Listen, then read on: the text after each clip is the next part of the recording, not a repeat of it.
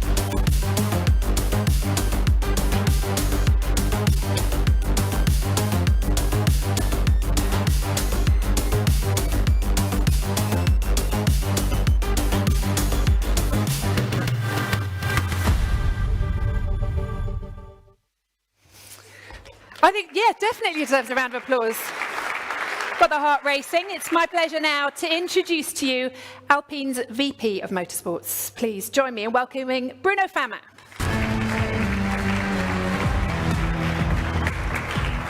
Bruno, thank you so much for joining us. Ça va? Ça va, Rachel, ça va. Good afternoon, everyone. Thank you for coming here today. Thank you for everyone watching live. I'm really excited and happy to be here today. It's a very special moment.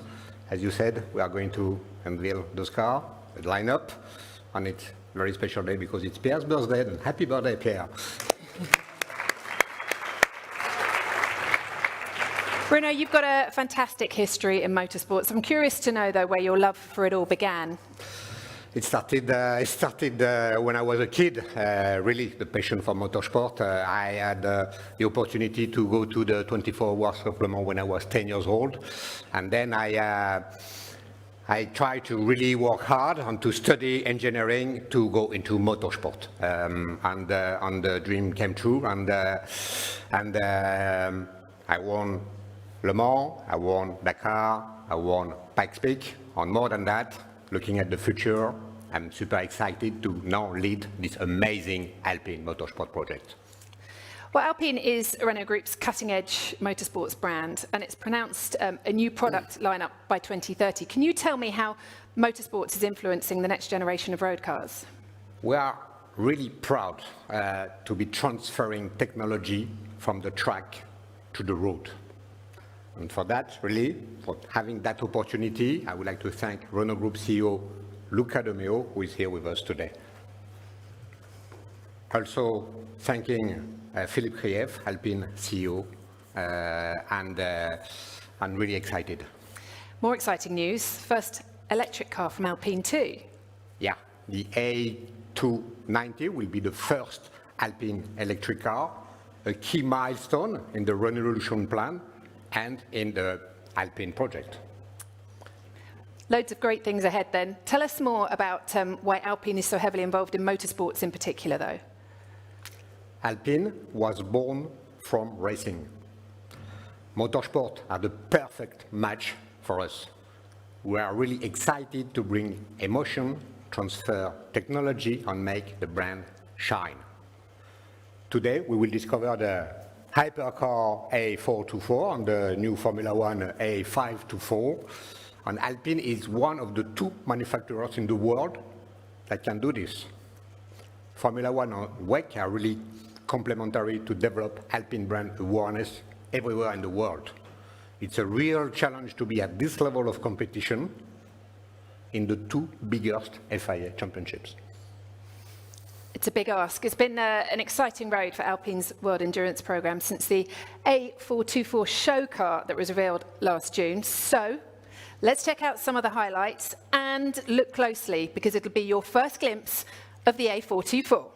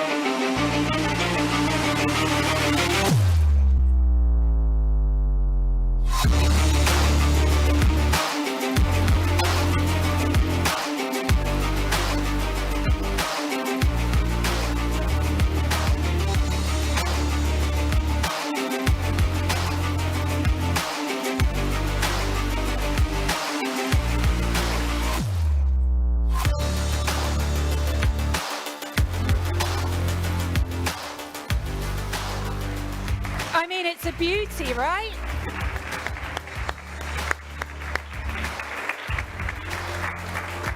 And fantastic to get a close-up look at this stunning piece of engineering. So I think it must be the perfect time then to introduce to you Alpine's endurance team manager, Philippe Sinon.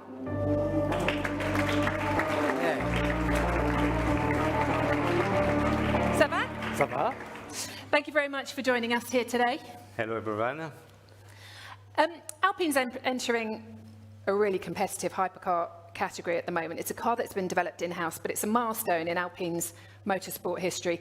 We know the competition is going to be fierce, but it's a massive moment for the team, isn't it? And for you yourself, I imagine. Tell me how it feels. As you can imagine, we are really proud, so proud to be there with our Alpine endurance team. First of all, I would like to thank Luca De Meo, Philippe Krief, and Bruno as well. Together, we're making this project a reality. So it's a great moment for us. And long-standing partners back with you, Elf again as well. Yes, one of the most faithful partners of the endurance program. This is the culmination of many years hard work, isn't it, this project? As you know, Alpine has a long story with Le Mans. We had some success over the 10 last year, some wins, some titles. I think we are ready now to step up for the WEC Challenge in to hypercar category. And Bruno, if I can ask you, talking of the hypercar project, how did it all get started here? Alpine started the hypercar project about 18 months ago. In June 2023, we presented the show car in Le Mans during the Le Mans week. And since we are running, testing, running, testing, running, testing quite a lot because we have not much time and working hard.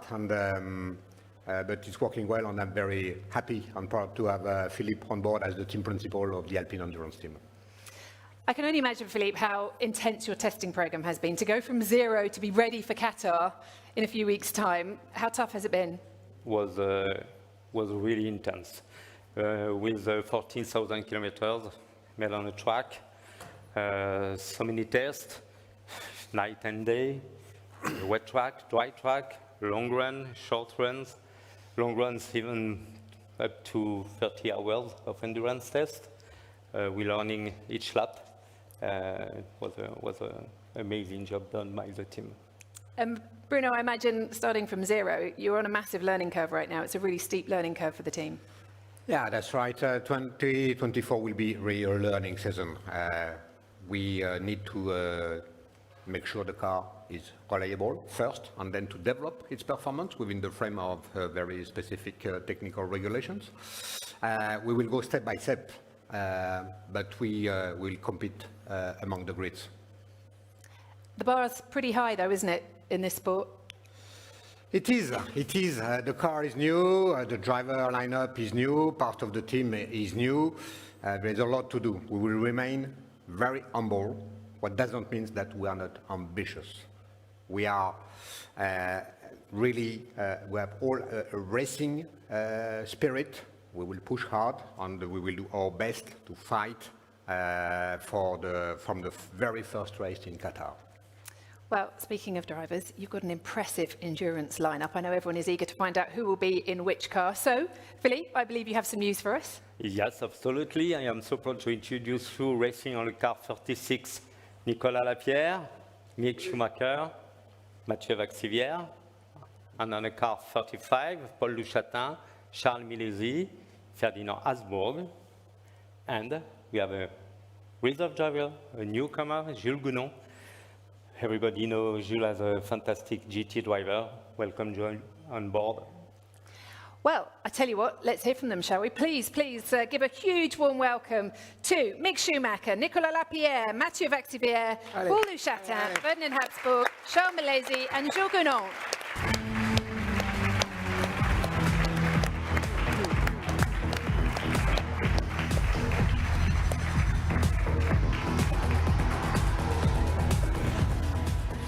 It's wonderful to have you all here today alongside your car for the season ahead. Let's go a little bit deeper into it because, Nicolas, you and Philippe, you've got a long history together, 3 wins at Le Mans, many seasons together.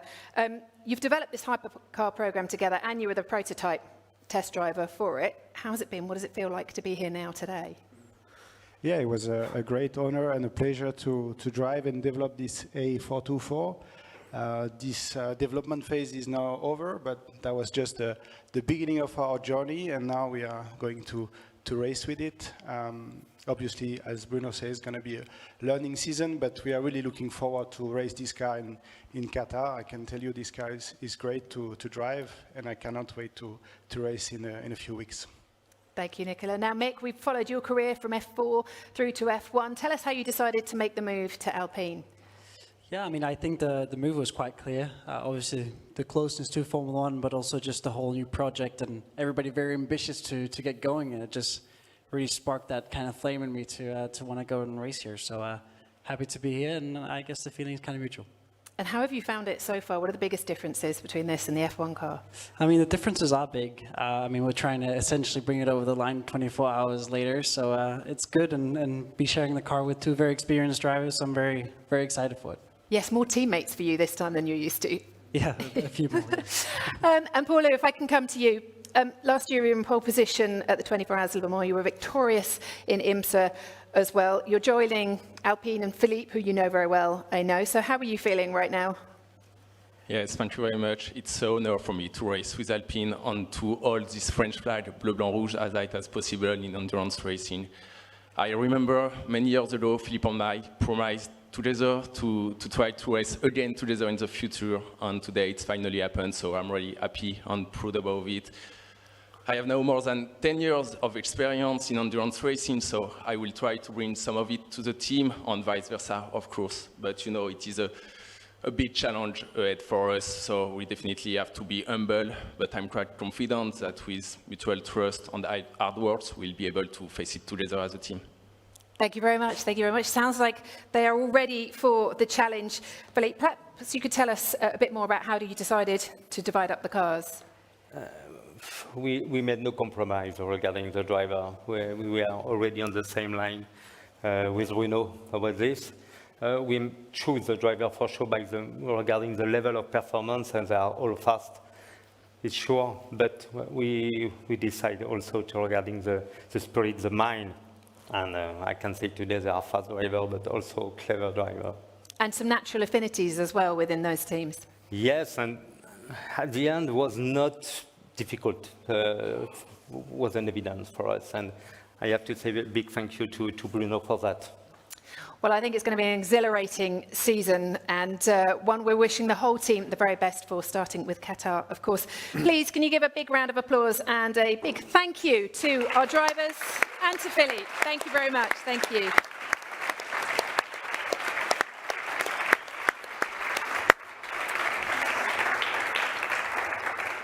And now it is time to talk Formula One. Bruno, if we may. Promises to be a busy and intense campaign. I think we all know there are 24 races in this record-breaking season to come from March through to December. So, Bruno, I want to ask you, first of all, as team principal, what did you learn from the 2023 season? First, we really look inwards on self-criticize ourselves, and then we identify challenges and we focus on solution. Now we are full of energy. By the end of 2023, we identified and we showed some quite improvement, and now the challenge is to generalize that across all the team. And what changes have you implemented then for 2024? When I became team principal in mid-2023, we really focused on the track team to take it to another step. We saw that we were already making some interesting progress, but there is still a lot of room for improvement across the whole team. And that will be my #1 priority as a team principal, in addition to my role of Alpine VP Motorsport. And you're keeping on Julian Rouse as sporting director? Stays in. Yeah, that's right. Julian did a really great job in 2023. He's a real asset, Julian. A real asset for the trackside team and for managing the Alpine Academy as well. And some breaking news for you all. I understand there are 2 new roles as well at Enstone and Viry. What can you tell us? Yeah, we decided to create 2 new roles, the same in Viry and in Enstone, of Chief Operating Officer, in order to manage really the day-to-day business and operations of both sides, both companies, 2 different companies. And like that, I will have more time to dedicate to my role of team principal and VP Motorsport. Well, I wouldn't be a journalist if I didn't ask you who's got the jobs, who are taking on those CRO roles. Then we will have John Woods in Enstone, who will join in 1 month's time. And in Viry, we are going to have Audrey Vastrou. She's already the operation director of Viry Châtillon factory. And both of them, I'm sure, will bring a wealth of experience to the whole team Alpine Racing. Great, big news for the team. Now, just before we see the car, I've got one last question for you. What can you tell me about the approach that you've taken to this A524 this year? It's bold. I'm very excited to be honest, because I think not many people have seen the car yet, and we push really hard. And thank you to Matt and all the team and everybody in Enstone and in Viry for doing that. But first, you said it, but I want to say it again, it's super important, it's the real car. It's the real 2024 car, the A524. Everything is not only a livery, then it's very important. 2024 is really a bold approach. It's a completely new car, front to back. And Matt will explain us a bit later more in detail. All right, brilliant.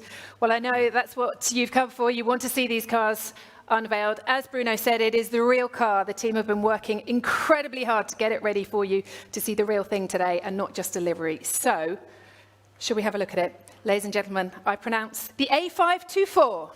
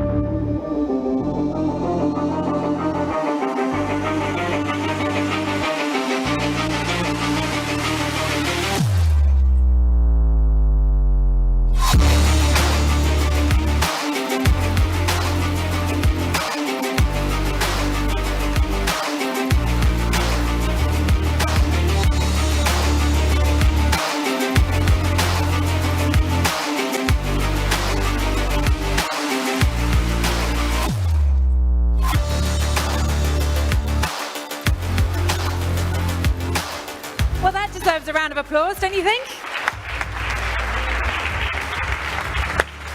I saw you all getting your phones out. Even Pierre was getting his phone out in the front row there to take a picture of his new car for this season. It looks fantastic. You've got a striking delivery by Felipe Pantone here this year. Yeah, that's right. This livery is unique and really impressive, thanks to artist Felipe Pantone. Really, I think it's a great masterpiece. And you've got some new partners too.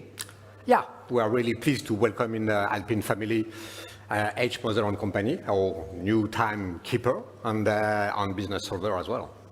And will we see pink livery this year? Yeah, for sure. We are going to see BWT mainly pink livery in a couple of opportunities, a bit more than a couple, in some opportunities during the year. And I would like also to thank all our loyal partners, BWT, we just mentioned them, but also BP Castrol, Shamir and Renault E-Tech. Would you like to see the pink livery? I think we can get a sneaky peek because we've got a camera. Well, get round of applause, definitely. There is a camera. There you go. Staff at Enstone all surrounding the car right now, but we need a bit of a countdown from all of you in order to see this pink livery and get the covers taken off. So if we could have a 3, 2, 1, they'll reveal the pink livery for us. So 3, 2, 1, let's go.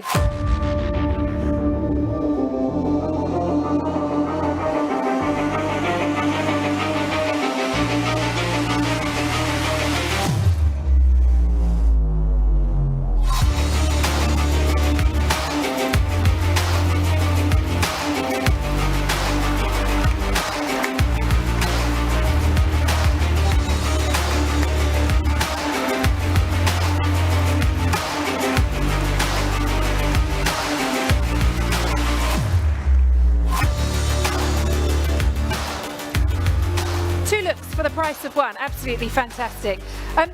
Let's have a look then into the A524 and delve a little bit deeper, shall we? Bruno, thank you very much for your time for the time being. I'd like to welcome to the stage the man who is behind it, the Alpine's technical director. Please welcome to the stage, Matt Harmon.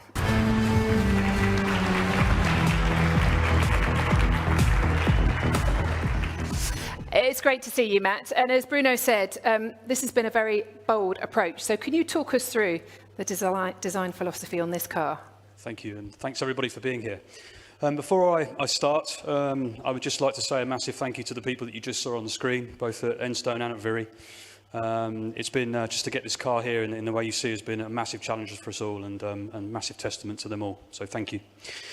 So starting from the front, the A523 didn't quite deliver what we wanted. We need to look at ourselves, we need to look inwards and understand what we needed to do differently. And we started that process actually originally from concept work back in week 45 of 2022, but more so after the first few races of 2023. We decided to take a very bold approach. As Bruno said, it's a brand new car from front to back. I think only the steering wheel survived. We've really tried to look at every single area of the car to make sure that we leave no stone unturned. And we give ourselves a car that can have potential through the year. We plateaued a little bit in 523, and I think with this car, I think we have that potential. If we start with the front wing, you'll see a completely new philosophy there, structurally very challenging, as they always are. But it's a front wing that will give us a good load, good aero balance, but also a good speed, aero balance with speed characteristic, which is very important to us. It's very tricky in here. It has a homologation requirement, as we know, with the nose, and it's important that we do a good job of that. But we also do it with a good structure, with a good mass. So that was a real good body of work done by the people at Enstone. Moving further back, with the braking system of the car. It's very complex. It's very important with the brakes, as I'm sure you're all aware with your cars that you drive every day. It's very important to be consistent and precise. And both Esteban and Pierre really do need to be consistent and precise on the braking system. That is the first order. But after that, it's also an aerodynamic device. We need to cool the brakes, we need to cool the calipers, we need to cool the brake disc, but we also need to manage the temperature going into the tyres. And that's done by a combination of not just the blankets that you'll see on the television, but also the manner in which we let heat pass through into the carcass of the tyre. So we spend a lot of time on this, optimising that, making sure that it's aerodynamically capable and it fits with the rest of the front end of the car. The front suspension is a similar concept to we had on the A523, but it is much more optimised. The kinematics are very different. The inboard suspension is slightly changed to give us more flexibility and understanding of how we can control that. If we move further back, one of the big areas that we focused on this year was the chassis. We made sure that we squeezed every single thing that we could. We need to make sure the driver is comfortable. Esteban, don't worry, you will be comfortable in the car. It's really, really important for their ability to drive. But equally, we also need to push. We need to push the structures, and we also need to give the underbody of the car the ability to increase the flow rate through the car. And I'll talk about a little bit about that later. But fundamentally, the chassis has been designed to give us the maximum amount of volume for our aerodynamicists to express themselves freely in terms of concepts, not only for the launch car, but for the first, second, third, fourth race upgrades. As we move on further back through the car, we get to the power unit. We know the power unit is broadly homologated. That does not mean it is entirely fixed. There are a number of things that we can do to make sure that we install the power unit well into the car, making best use of all the hard work that is done by Viry-Châtillon. It's really, really important that we do that. We make a lot of calculations on how we maintain all of the work done by the engine. So, for example, we've integrated the tailpipe that exits the engine into the suspension carrier around by the transmission, basically to straighten it, to reduce the pressure drop across there, making sure that every single bit of work done by the power unit is delivered at the crankshaft and therefore at the rear wheels. We've also moved the ERS unit forward, so the battery pack, as we may call it. We've moved it rearwards, So we've moved it rearwards towards the engine to help us with that weight distribution of the car. It's quite a reasonable weight in the car, and we've moved it. It's very optimal, but it really helps when we move it in that direction. Moving rearwards, again, we sort of move into the rear suspension, the transmission side of the car. Another challenge that we always have with the racing cars is we want optimal mass. We want to be under the weight limit, but we don't want to be too far to the point where we're not using the mass to spend back into performance. So it's really important for us to optimise that, and we've done just that. We've taken a considerable amount of mass out of the transmission, which has required a lot of validation. That has been validated in line with our full car dyno, where we also had the full powertrain system with the power unit, all of the heat rejection systems in every part of the car, including the chassis. That allowed us to do well over 3,500 kilometres, which is a fantastic collaboration between the engineers at Viry and Enstone. Moving further back, we get towards the rear suspension. The inboard rear suspension has been completely revised. The outboard suspension is also the same. We've got a brand new kinematic on the rear suspension that allows us to make and take an advantage from the manner in which the car behaves under certain conditions around the track. We've also tried to make sure that we optimise it aerodynamically. We took a little bit of an aerodynamic hit for taking that kinematic, but we believe we will drive through that. We were already back to where we started, and we believe we will get well and far beyond as we develop the rear of the car further. As we move more to the rear wing is an area where I think we could have done better last year. There were certain tracks where we weren't as efficient as we wanted to be in terms of the down versus drag. Monza was one in particular. We learned from that. We designed some new things. We went to Vegas, Las Vegas. We raced there. We understood some things. We included that in this car design. This year, this car, the rear wings will be matched more heavily towards each individual event, making sure that for certain types of downforce versus drag requirement, that we're more optimal, we're closer to where we want to be from an optimum lap time. Coming back round towards the rear braking systems, very, very similar to the front. Good concept, management of thermal behaviour, precision of the brakes, exactly the same as the front. Now we get onto the floor and bodywork. We all know that predominantly the floor creates an awful lot of the downforce of our car. It's a real driver for a lot of the performance upgrades that we will see. And an awful lot of the work that we've done in the centre of the car is to free up volume and space to express ourselves properly with that floor. You will also see on the edge of the floor, there's some fantastic design work gone in here. We've got some very interesting elements on the floor that allow us to make the most of the air passing over that area. And that actually is in combination with the bodywork. Now, one of the things that you can't see as I stand here right now is underneath the bodywork. And under there is what we call the internal bodywork. So there is another set of bodywork which you cannot see. And this allows us to control all of the mass flow through the car from the beginning as it enters into the sidepod all the way through to the rear. That allows us, to make sure that we optimise the cooling behaviour of the car. We were a little bit more open than we would like to have been last year. This year, we were in a much better position. That reduces the drag of the car and allows us to have an optimum lap time. We've also controlled a lot of the thermal behaviour under there. So, for example, we try not to cool the exhausts. That sounds very counterintuitive, but cooling the exhaust takes away the energy of the exhaust. Taking away the energy of the exhaust means we don't have as much power at the crank. So we try to make sure we use our air where we need it and not where we don't, like we do everywhere else on the top of the car. Quite an aggressive approach to this. We've taken a very aggressive approach. I think we'll see where we are when we go to the Bahrain test. But we will be relentlessly upgrading this car, and we have an awful lot of potential to extract. And we've not anywhere near achieved all of it just yet. So I look forward to it. Great. Thank you very much for that. Thank you very much, Matt.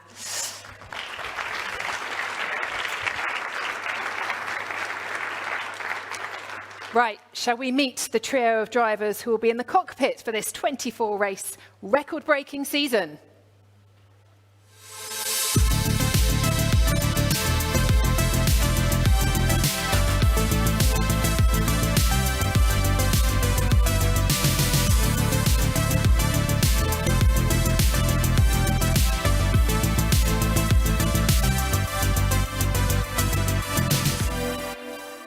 They've been studying the car closely. Please welcome to the stage Esteban Ocon, Pierre Gasly and reserve driver Jack Doohan.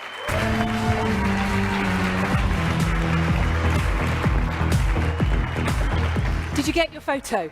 You're going to do a selfie after, aren't you? I know you are. Esteban, great to see you. What do you think? Hello, Rachel. Hello, everyone.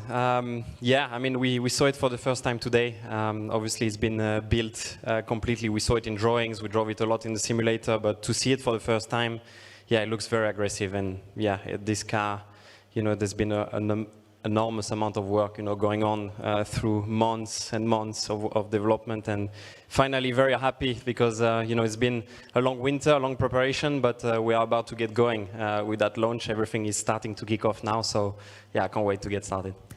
Joyeux anniversaire, Pierre.